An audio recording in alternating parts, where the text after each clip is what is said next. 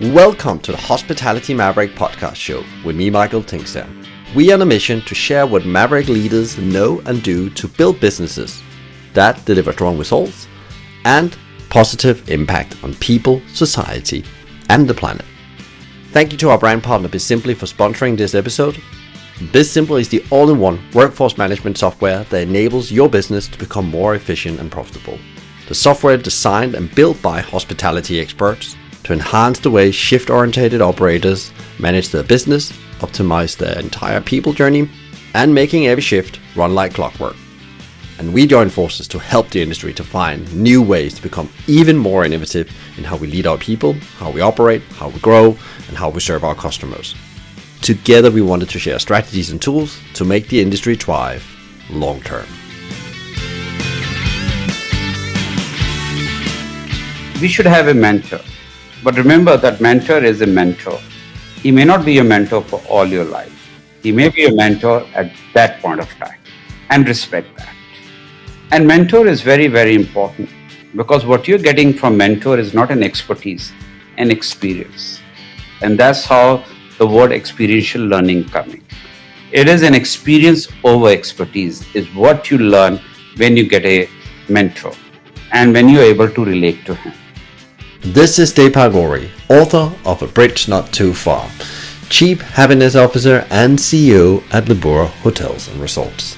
And it was a great honor and pleasure to have Deepak back as a guest on the show. The vision for this conversation was to dive into his new book, A Bridge Not Too Far, and how he as a leader and human have implemented the book's principles to help develop himself and the business.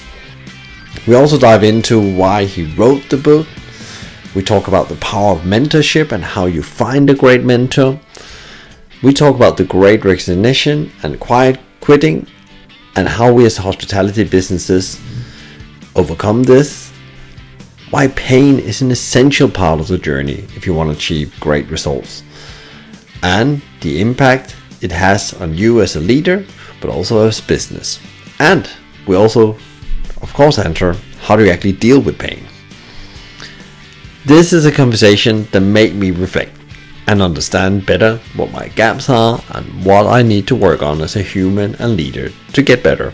And I'm sure you will take something super valuable from this conversation. And if you like today's conversation, it will mean a world to me if you can leave a review of the show on our website, Apple Podcasts or Spotify. The better the reviews, the better the guest, and ultimately the better the learning is for you. Now, grab notebook and coffee. This is a great conversation to help you lead yourself better. I'm super excited today because I have a guest back on the show. We talked in the middle of the pandemic, 2020, when we probably not all of us knew, or nobody actually knew, where is this actually going to go and how long it's going to go on. And at that point, we talked a bit about, how we put people first. But today we're going to be talking about his new book, A Bridge Not Too Far. And I want to hear a bit about, why did Deepak decide to write a book, but also how he put these principles into use in his everyday life, but also where he is and where the business is now after we came out on the other side of the pandemic, a post-pandemic world. So welcome to the show, Deepak. It's a great pleasure to have you back. Thank you. Good morning, Michael. And I'm really humbled and honored to be back on the show. Yeah, you did the work. You wrote the book as well and do all the things you do every day. Can you tell the audience that haven't, they will probably go back and listen to our first conversation, but I haven't tuned into our first conversation, a bit about, your journey and how you came to run a hotel and how you actually wrote a book. I started from a humble beginning and I always like those material things. So when I teach now, and I always tell my students that always go after the material things. You should fulfill your wishes, but at the same time, never compromise. Those things should not be at the cost of your principles. So my first luxury drink was a Coca-Cola when I was a 6-year-old. My second good thing was a toy milk van, which my father, which everybody will read it from my book, didn't buy his. I think it was like 50 cents in US dollars, that shirt, and he bought me that uh, toy milk van. That was my second luxury take. And then I realized that, and that thing until today, it is in my head that how my father let his shirt go and bought me that milk van. So that was my first lesson. And that prompted me and took me back to understand the second lesson. My first lesson was that in your life, before taking something, you learn to give. I was always taking, but I never realized that one has to give. And my second lesson that I learned was when I get the Coca Cola, I had to cross the road, and we were told not to cross the road because the other side of the road were people from little better than what we were doing, or even much better than what we were doing. So I don't want to make that entry in any show that I come from a humble background, because in the end, what matters is who wins the race, wherever you're coming from. But it is very important to know how to win the race. So I learned how to cross the road. Very easy things what I have written in my book. It's very easy what I do in my life, and it is very easy for me where I am.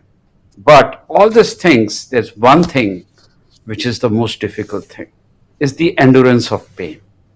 I just followed the basic principles. These principles, most of these are given to me by my father. Some I learned from my friends, some I learned from my mentors, which became part of my life. But one thing I learned, that when you follow principles, there's a lot of pain. In today's organization, there are rules and there are principles. There's a pain in following the rules, but there's not so much of pain. And that's what actually in life, if you see the athletes when they run, the reason they are able to run faster is not their body is better, because they train their body. They learn to accept the pain and take more pain, and that makes them better. And that is the same principle which goes for every successful person taking more pain.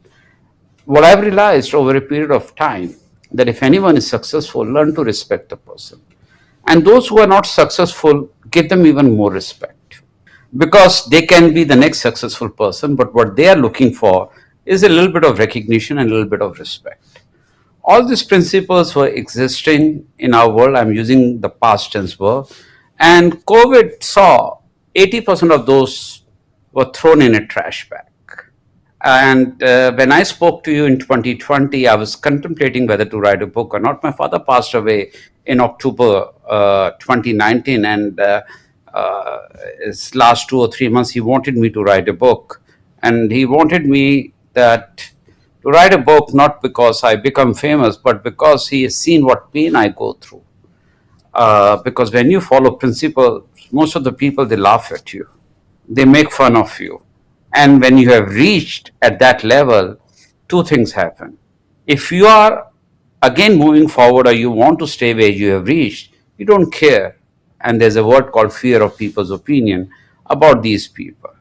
And then these people also leave you and they start laughing at other people. And that is how the world goes.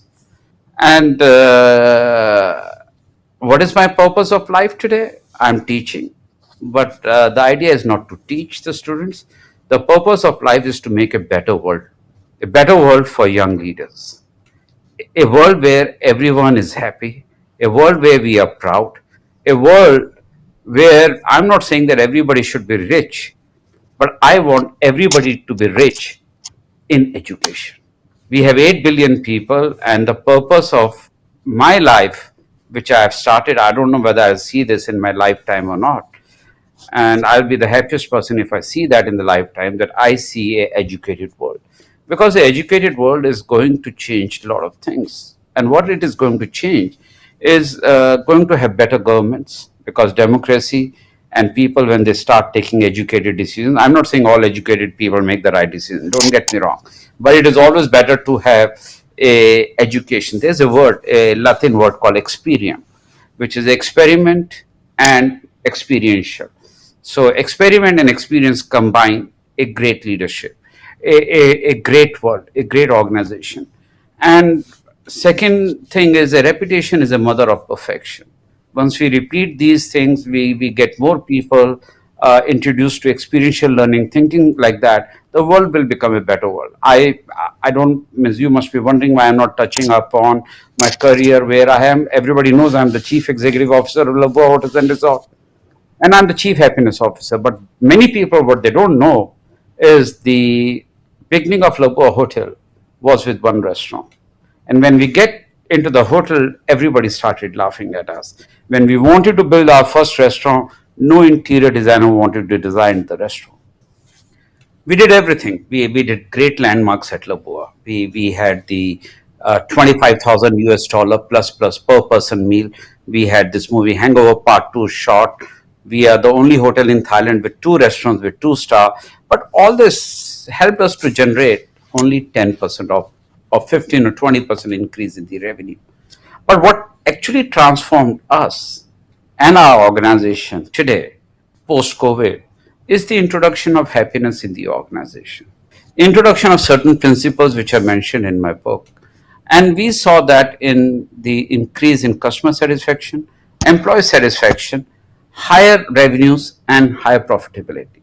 Many of the listeners may say that, but this is what and where the world is going. And exactly right, this is what and where the world is going, but not going where we are going, where we are 20 percentage point and 12 percentage point in profitability higher than our peers and competitors. And and this is happening because something, we don't have to import any resources, we don't have to spend any money, because happiness is within everyone, and we are just trying to bring it out. I cannot teach happiness, and nobody in the world can teach anyone how to be happy. They can give you another direction how to be happy. So by introducing that, and we became a case study at the Ivy School in Canada, that is the Labua COVID dilemma and post pandemic recovery, and that same case study has been published in Harvard Business Publishing also. So by introduction of happiness, how we can transform the organization, how we were doing well, and I see a huge thing, and it's not a philosophical thing. And for people who think that, oh, this person is getting philosophical, because not many people are talking about happiness. When the Thomas Edison invented the light, it was very philosophical. When the apple fell, when the third law came, it was the law of gravity came. It was philosophical, but science always begins with the philosophy, because that is where people start getting deeper and start looking at the things. So this is a small introduction about me, Michael, and I think I've set the tone, which you should, Ms. Vish, thankfully you allowed me to set it up for the show now. So over to you, Michael. Yeah, that's great. That's great. Yeah, and go back and listen to the first episode, because there's more snippets about the journey Deepak took to where he is today, and it's a fascinating story, I can tell you. But I wanted to grab what you said about pain, and let's explore that a bit, because pain in my world is also, I use the word discipline. Is that the same? You see, like, you accept the pain is there because it's part of that discipline you need to have every day to become 1% better. I'm very focusing on that myself in my life and the business I'm involved in. That how do we actually accept that we have to accept the obstacles we're in front of, the pain as you call it, but actually it's about that improving 1% all the time. Discipline is a part of that pain, but most of it, the pain in today's world comes from, how do you convert FOPO into ROPO? FOPO is fear of people's opinion, and how do you make that into respect of people's opinion? And that's where you require a discipline. That's where you require your principles. That's where you require certain rules, and that's where a lot of pain comes. Pain always comes something which is very closer to you. So when you are with your friends, your families, your colleagues, people, and that's where a lot of pain is inflicted, because rightfully not everyone is same, and it's not that they are inflicting pain on you, because it is a level of your understanding also how you're taking what they are trying to say. So how do you convert that fear into respect? And that's a very important aspect. And when I wrote that in the book, and everybody said, oh, this is very easy. So there was a session I was doing, and I asked very senior executives that, please, what is your fear of people opinion? They mentioned. I said, can you convert that into respect of people's opinion? And that's where they drew a blank. It was like watching a soccer game, and you see that, oh, that the right hand guy is not able to kick. I could have done a better job. Yes, while watching it, you can do a better job, but when doing it, it's a very difficult thing. And that's why I ask people to convert FOPO into ROPO, that is fear into respect. So discipline is part, but that is what gives you a lot of endurance of pain and introducing principles in the organization. So today the organizations are rules based, and when you introduce certain principles in an organization which is based on rule, your principles give you a lot of pain because people are looking at you how they look at the whole world. People never look at us as individual. So if you just now I mentioned that happiness is very individual, and everybody has a very different way of looking at happiness. Everybody has a very different way of enduring a pain. That's why someone is a better athlete than the other person, because not because he is better trained, because his endurance of taking that pain is higher. So this is how life is. And it's interesting again if you then connect that back to the principles, because what is in your view some of the, if you had to mention two principles that's important for your organization, that you just know if we follow these principles we will move forward in the right direction every day. So I'll give you two or three examples. I'll give you two examples pre-COVID, and I'll give you two examples during COVID. We always mention, but one of this is same. We always say that we trust our people pre-COVID, and for that reason, we never got mystery auditors coming to our hotels and restaurants and check on our employees, because that is a breach of trust. So what we do is we do customer satisfaction through bigger companies where every stakeholder is involved. That is the employees, the customer, the owners. They everybody get involved so that there is a level of trust. The second thing that post COVID, during COVID, we are in the hospitality business, and every organization has a very different way of putting it. But in the end, the meaning is our employees are our biggest asset. Sadly, we were the only hotel company in whole of Thailand which never fired any employee. Everybody else did it. That's the sad part. The other sad part is many bigger organizations did it for no fault of their people. But nobody created an issue out of it. You know why? Because those were the poor people. Nobody would listen to those people. They don't have that voice. And we are talking in today's world about equality, and something inequality or inequality of that level is never heard of. And the Western world is a little bit different than the developing economies. That in a Western world, the government comes, there's a aid which is better. There's no aid that is a better aid. That's why it is called aid. So it is always at a minimum level, but the level of that aid is better than in the developing economies. But the other thing, culturally in developing economies, there's one bread earner, and there are five or six people dependent on him. This is how the developing world works. And just imagine that if that one person lost a job, we are not affecting one person. We are affecting five people who are dependent on that one person's salary. I don't know who told us to be that cruel in that part of the time.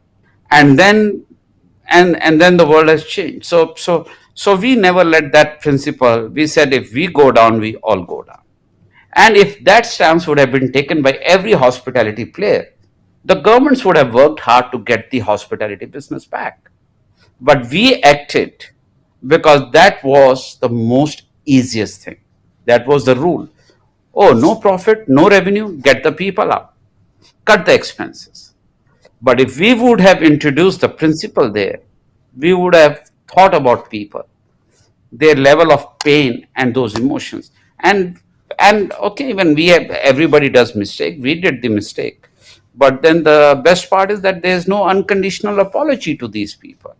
From all the CEOs everywhere worldwide getting together and saying, sorry, we did it wrong.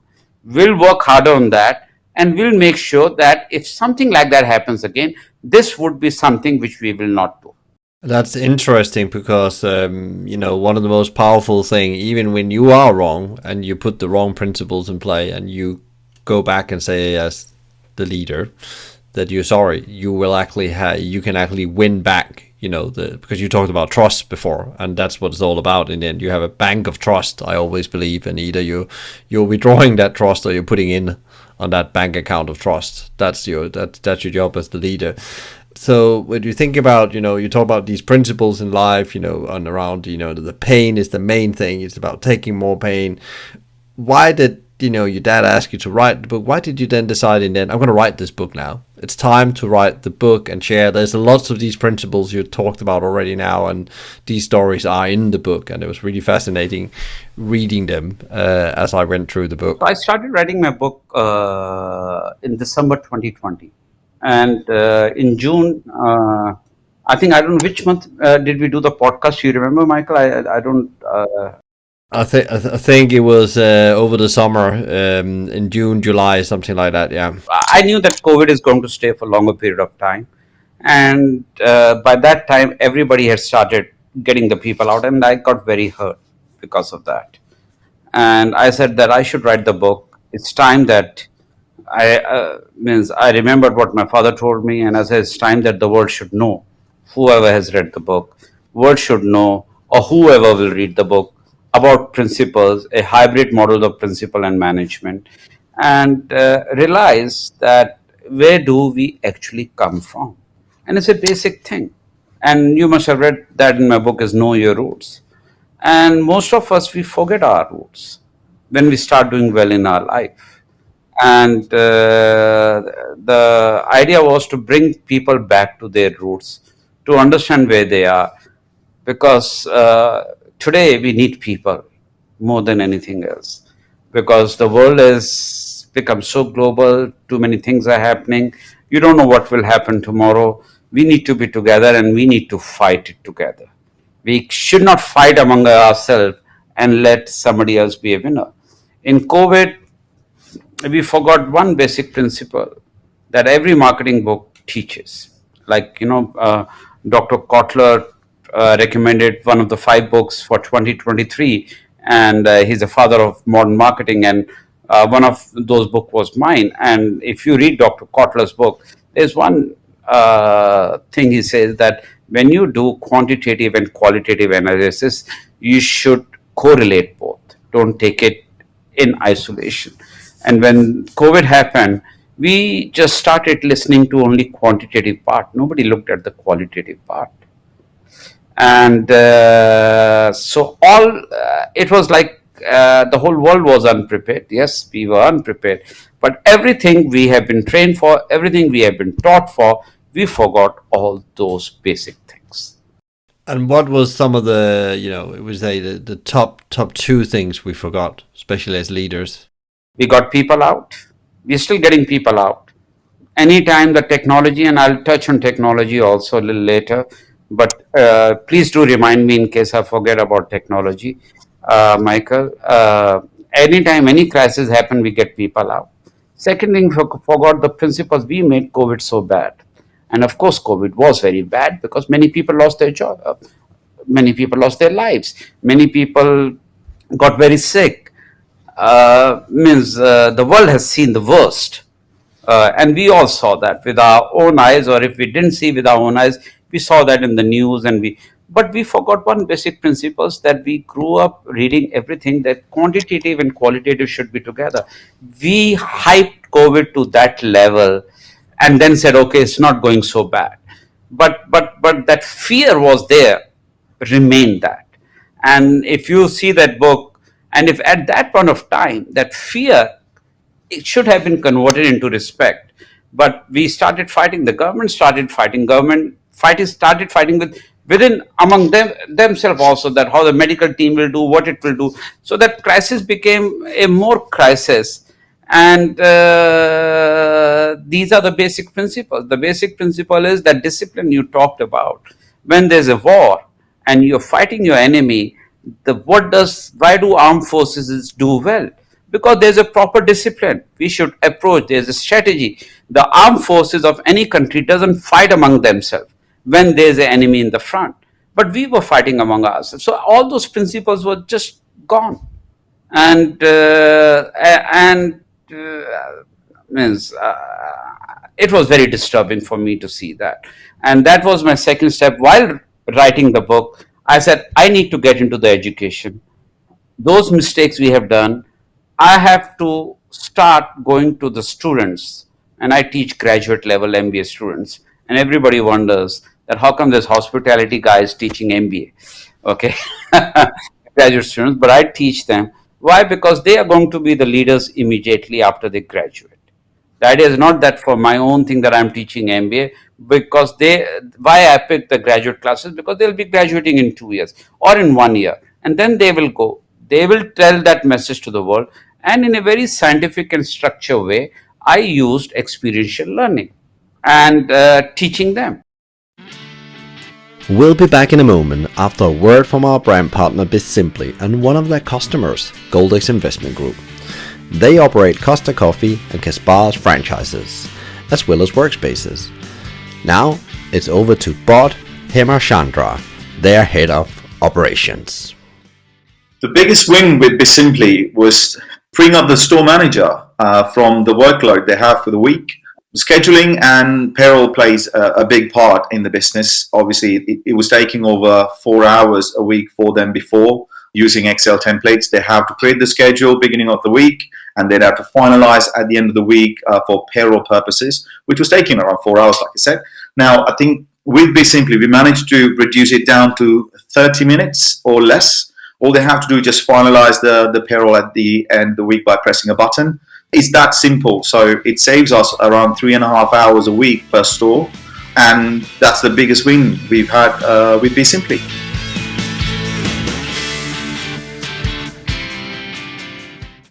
And then coming back to, so you're deciding now that wisdom needs to be given on to the next generation. But what did you learn about yourself writing that book? Because I know that writing sometimes give you a clarity that you didn't have before. Even if there's something you practice every day and done your whole life, suddenly you have a certain level of clarity. But what was the, like, some significant learnings going on that journey with the book for you? I never realized, and you're so right, Michael, and not many people will admit that, I learned more than people would learn by reading my book. I learned about myself. I learned about all the mistakes I did. I learned that if I have to rewind my life, how would I live my life? I'm not going to give that smart answer that there won't be any change in my life. There'll be a lot of changes in my life while growing up. Definitely, yes. And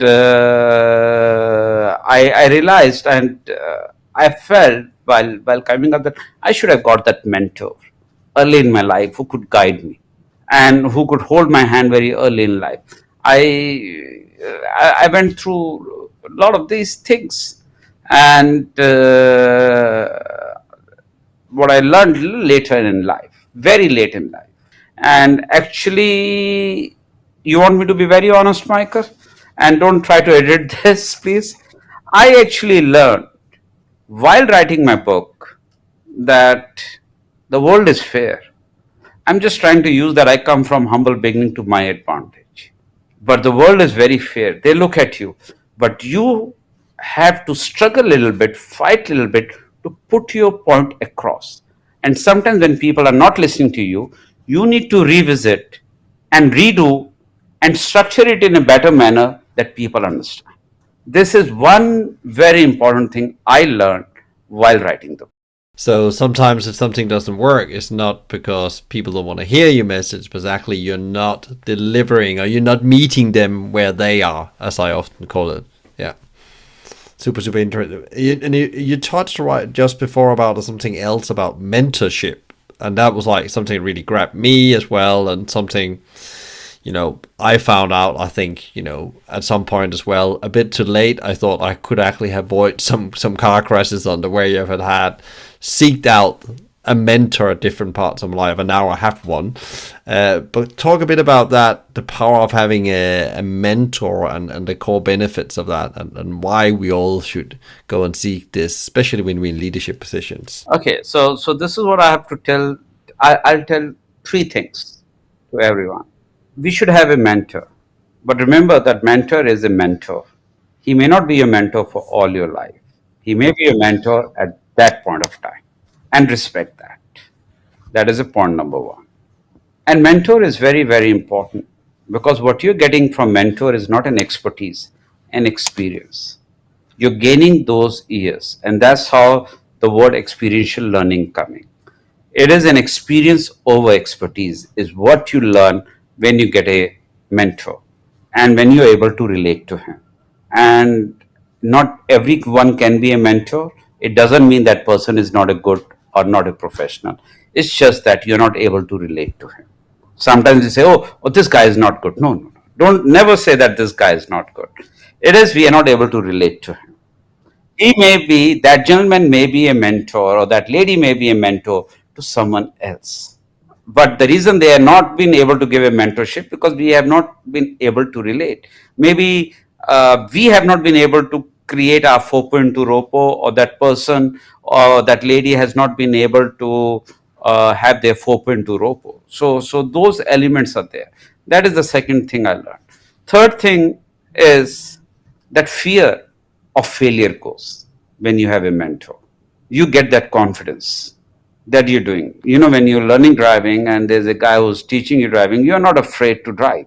But suddenly after that, the car is given to you to drive. For an initial moment, you're afraid because that person is not there. And exactly the same thing. Does mentor mean that, like you choose or you find someone, or could you, because I work, this is my own, I have some what I call, mental mentors, or my mental boardroom. I will ask myself, for example, what would Marcus Aurelius have done in this situation? Because I've been reading a lot of his stuff. I have an idea about how he would make a decision. Is that still people that you can say you use as mentor, or does that need to be an individual person? I totally agree. They will move on. That's my experience as well. You might have, I already had more than a handful through my life, and they all fit in phases of your life. You see, Michael, and I'm not trying to flatter you. Just because you asked me, so I'm going to answer that. I don't know, when you start listening to your mental space, you have reached a level of maturity that you don't need a mentor. You need to mentor people now. Because you're listening to your subconscious or your conscious mind. Isn't it? It works 95% is subconscious, 5% is a conscious mind. And when we start listening to that mind, that is where we start changing the world. We start innovating.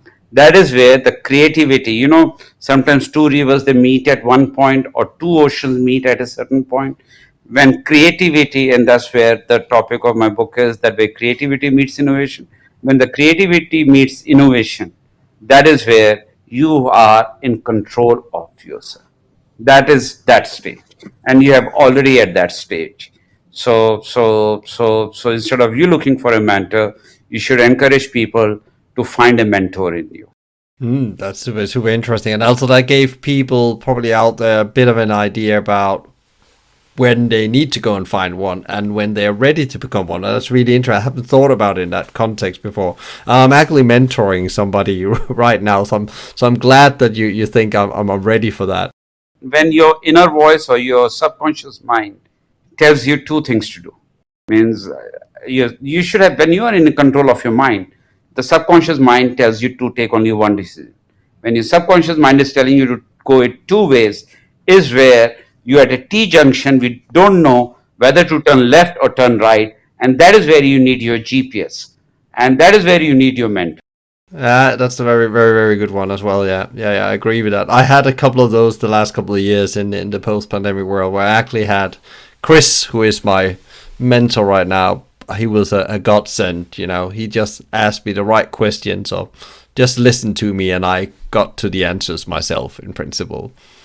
So that's really, for me, is what good mentorship is as well. It doesn't always have to be the answer or the expertise, as you said. It's just that they can take you through the experience you're having right now. Where do you find your mentors then? It sounds like you have been on a journey and found mentors as well. Where do you find your mentors in today's place where you are now? Because it seems like, in my belief, you can always use a mentor, no matter what level you're on. You always need somebody. I found a lot of mentors, and even I find my mentors right now, and they come along the way. You never know, because the best part is when you reach a certain level, you never go looking for those things, and it's like you're driving and suddenly you see a great waterfall and you stop the car. And that's what I do in my journey. When I see a great person, I stop and say, and I take the mentorship. So you find these along the way, and you will find a lot of them. And that goes for me even, and for anyone at the age of 80, 70. You will always find people, and not look for older people. Sometimes you may not believe, you find a lot younger people telling you things which you would have never thought. And I give you this example. We had an ambassador of one country, and there were some young students came, and this young lady, I think she must be 18-year-old, very interesting, very intelligent, and she impressed me a lot. I mean, I'm so impressed, and that's why I'm on your show. I'm giving this example. So she asked the ambassador of this country that, what do you think is wrong with us? And he says, you guys are very entitled, the younger generation. You do your things your way, but in our times, we always had a lot of respect for our parents and everything, and we would follow. She said, I agree, and we will try to improve. But you know what? What your generation had, we never got. And I got curious. I was there. So I said, what? Before ambassador could say, she said, privacy. And just look at this deep thing. We believe this young generation has got everything. We never got iPhones, we never got laptop. She said, when we are going to get ready, say we in the sixth standard or fifth standard, we are given the phone. The phone has a tracking. Every time our parents are aware where we are. You may have given us a room, we can close the room, but on our computer there are certain software you can check what we are seeing. So where is our privacy? And in our time, there were no phones. Nobody could track what we were doing. And to me, it was not about these things to track where you are. I think it was a very powerful answer. And I never looked at the younger generation that way, that they lack privacy. And now relate that to our business, which is a hospitality business. Privacy is a new luxury. People are paying a lot of money for what? Privacy. People are trying to be alone with themselves, and they cannot, and they're ready to spend that kind of money. And that is where you will see a new hospitality model will evolve, not only in privacy, but it is coming. Now, and that's why I said you remind me on technology, and now I'll touch upon that. Hospitality is going to go back to basics by 2030. The whole asset management model, how we look, is going to change. Sooner or later, the technology has to be reined in. Now, I give you an example. You're based in London. Every city has a city planner. There's a urban development planning, how the city would look like, and this is how we give building permits, how long, all those kind, and new design that has to come. But for a IT architecture, one company starts something, and we all go beyond that. We have 3.5 billion people unemployed. Why do we have to have robots now? Artificial intelligence is a good thing till the time we are able to analyze, but that should never be able to replace a natural intelligence. Robots are good, but they should not be a way to replace the manpower. So which world are we going? Are we looking at a world to educate the 8 billion people and give employment to 8 billion people so the whole world has a better world? Or we are looking at creating a competition among the people who are employed and take 10% out of the employment and replace them with robo? Who has to ask these questions? So that's why education is very important. So more people ask these things to their respective governments and ask for regulations, ask for things to be improved. So I'm a big fan of information technology till the time it is used to enhance the business and increase its productivity, but not at the cost of people, not at the cost of the privacy. And it's super interesting when you think about it, the privacy bit that, and I also think I actually was part of a generation where I had privacy. I didn't have a phone before I was probably in my early 20s, mobile phone at that point. And it's super interesting actually that generation doesn't have that privacy. And actually, you're absolutely right. What I seek most when I'm not working is silence. That's freedom in my view. Like, get me some headspace so I don't have to consume things or be part of things or a next meeting or something like that. And that's actually luxury. I think that the whole freedom and silence. Silence is equal freedom in a way. That's what I tried to say. Coming back to, again, we say also hospitality is going to change. I think it's already changing. You see the great resignation and the quiet quitting around the world, and it's so hard. Most hospitality businesses are missing maybe 10 to 20% of the staff they need to run efficient operation, and it's really difficult to get people back into the industry after the pandemic. And you talked a bit about what majority of companies did, and it's probably connected with that.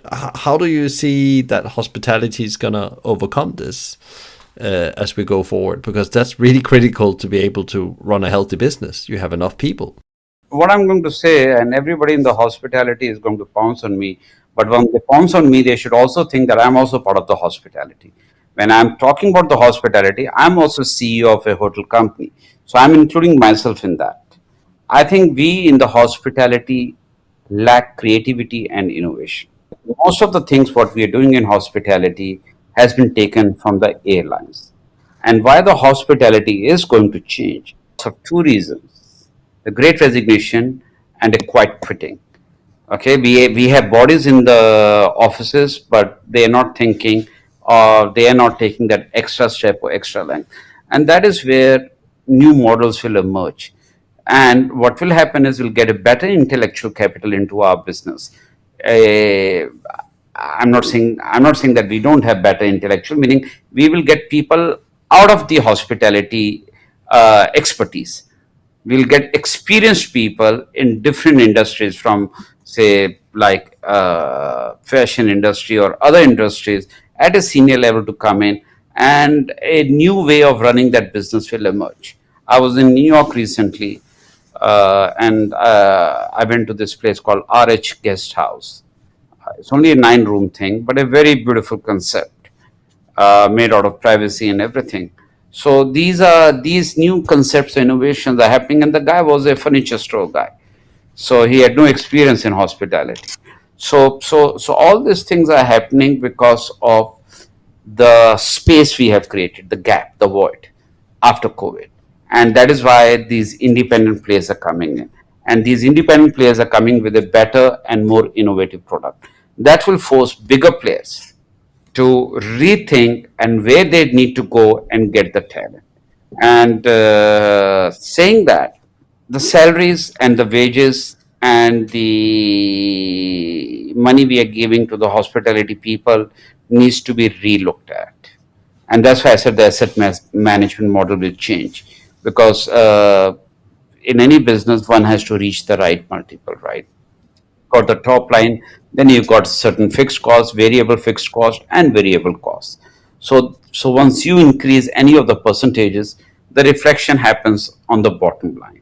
But then there has to be some tangible trades off that needs to be done in how these percentages have to be worked. Definitely, if we are working on wages at X%, it has to be increased by 10% minimum to get that kind of people. Because many of us from the hospitality, because of our expertise, we have gained a lot of experience, and there are many industries who are hiring people from hospitality. So to stop, and for the sake of hospitality, for the sake of travel, for the sake the world to become a better world, because we become better when we understand different cultures, how people eat, how people stay, interact with them. That's how the respect comes out. This asset management and hospitality will change. And who will change that? The change would not be the customer, it will be the employees. And customers will support that. What do you think that we as leaders, because it seems like it's salary is one thing, but how do we actually build a better industry, and how do we actually start that transformation? Because I guess there's a lot of people looking at the industry and thinking, I don't want to join that, especially young people. What I've heard, like, I don't want to join that industry. It's not really satisfying. It's not giving me the one. So what do we need to change fundamentally. Every hospitality company has to be hybrid, principal and rule based. And not only hospitality, actually, it should be every industry in the world. And second is what we have to do is to bring in the basics back. We have been talking about privacy and things like that. When you bring those basics of luxury back, simplicity, those kind of things back. Simplicity means you can have everything you want to put in a hotel room to look it better, but simplicity has to be back. The respect for the culture has to be more evident, not in the decor and design, but in the people. Interesting, interesting. So, if you were like giving an advice to leaders out there that wants to build a better hospitality industry, what should they go and I'm going to look ask for? them six people who they respect based on experience in the organization, and six people who they respect based on expertise. So that makes 12 people. And out of 12 people who they respect, six people out of the 12 people who have both experience and expertise. And there'll be one six they will not be able to answer. And that's where the gap lies. And that's the gap they need to close, that interaction gap. Yeah, because again, it will become very individual because every organization headquarters in a different place, their properties are in a different place. There's a lot of cultural thing that is happening. So that is how it will happen. Second thing, how do we hire people?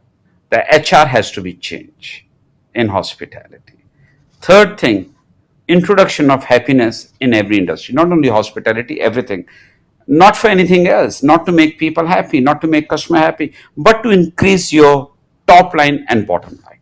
A customer always like to go to the place where the employees are happy. Employees always like to have the customers who are happy. And the owners wants to work and run the business and do more expansion where customers and employees are happy. So at the end of the day, the thing is a happiness. Now, how do you introduce happiness as a tool to increase the revenue is something, again, going back to the basics. Yeah, and I guess also then your job is to, as a leader, to understand how do I actually make, how do I help other on their happiness journey? I guess there's an element of how do I create that framework as a leader as well. Happiness is not that we may have to make people happy. Happiness is not meditation. But these are all good tools. Meditation is good, yoga is good, wellness is good, but then none of these are happiness. Sometimes crying is also a form of happiness. Pain is also a form of happiness. You know why? Because that is a realization. Happiness is a realization of the world we live in. Yeah, because nothing great comes without friction and pain. I wanted to go back to you mentioned, the way we hire and do HR should change. Can you elaborate a bit on that? What is flawed with the existing ways? Normally, I've been told, and that never ask the person who's interviewing you, but we are friends. May I take that liberty, right? Okay. So suddenly, now there's a great resignation, quite quitting, and you are looking for bellboys in a hotel, and you're not able to find the bellboys in a hotel, and you are the general manager of a hotel, Michael. Where would you go and look for a bellboy? Well, in the traditional world, you would put a job up, or you would ask your team if they know anyone we could hire. So you will probably miss some potential you haven't thought about in a way. But I think I would personally, if I couldn't find it by asking my team, I'll probably try to walk out in my local community and see what's going on and see if there's an answer out there. I'll go to the railway station and hire the porters because that is one place they all rush to carry the bags. Hmm. So that is how you hire the people. Now, we have a lot of problems in HR. Where do you go if you want to create a hybrid of principal and a rule-based organization? What should be one qualification of your director of HR if you are a general manager of a hotel? I think it should be definitely understanding how you actually create leaders, and I think the rules is not so much important. It's not about writing the rule book anymore. It's actually how do you actually get everybody to take leadership and ownership. The HR is the most important department. I'll hire a person who has a legal background because they are less emotive. Okay, so these are the alternatives that will come when we are hiring people. Customer relations, that is a part of my book. I'll go to the nurses because they always care about people, they feel about people. This is something you cannot train, it is there. So this is how it will happen. And when you start looking at these alternatives, you see that your organization is already becoming a happy place and more proactive. And that's also why, coming back to what you said before, then you can attract people to these jobs that you couldn't attract before, because you look at it in a different way. You don't look at the functional skills, you look at a much more hybrid way of looking at the different roles, especially in senior jobs. Yeah. Because you do your see right now, most of these people, every organization said, let's do the vision, let's do the mission. That's passe, gone. Now look at, I was reading this book, and a very interesting book. Okay, but it's not my book. Okay, uh, I would like to promote my book, and it asked a question. Now I'm asking you this question again, putting you in a spot. Which is the most expensive real estate in the world? In which country? In which country is the most expensive real estate? Yeah, that's a really good question. Okay, so I'll help you here. So people will say New York, somebody will say London, somebody will say Singapore, somebody will say Paris, somebody will say Hong Kong. You know where it is? Graveyard. I would say great. Oh, yeah, yeah. You know, that is where we all die with all that intellectual capital in us, which we have not used. And why we have not used? Because our organizations are rule based. You turn left, you'll be fired. You turn right, you'll be fired. So only senior managements are given those privileges. It's really, really interesting. But that's also coming back to, I don't know if the book you've been reading, it reminds me of a book called The Great Game of Business by Jack Stack, where he talks about, creating ownership mindset by your employees and actually utilize all that potential that is in the organization. And his mission is to make everybody own their own home. That's in principle what he wants to do for his staff. And I think it's a brilliant, vision, but also there's tools in there how you can build an organization that can do exactly what you're talking about. I'll be the first person on your podcast who's talking about other people's book rather than mine. You know why? Because I want people to read books. Maybe not mine, but they read people's book, and that is where the great learning comes. What is coming back a bit to you, Deepak, here in the end, how do you, because like you are at the same great energy level as I talked with you in 2020, how do you keep on every day being in the impact zone to go and do the things you need to do? What do you do to deal with the pain? Like you, discipline, and then more pain.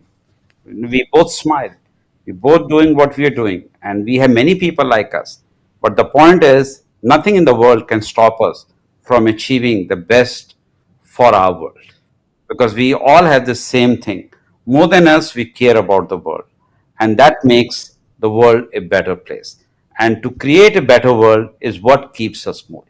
You're very spot on. That's exactly. I'm doing the thing I feel that I need to do, and I'm like living my purpose. If I should use a very used fussy word, but it's actually true. And the only way you can live your purpose is by being extremely disciplined with most things in everyday life, and accept the 1%. There's no big wins. That's small incremental improvement. I love that.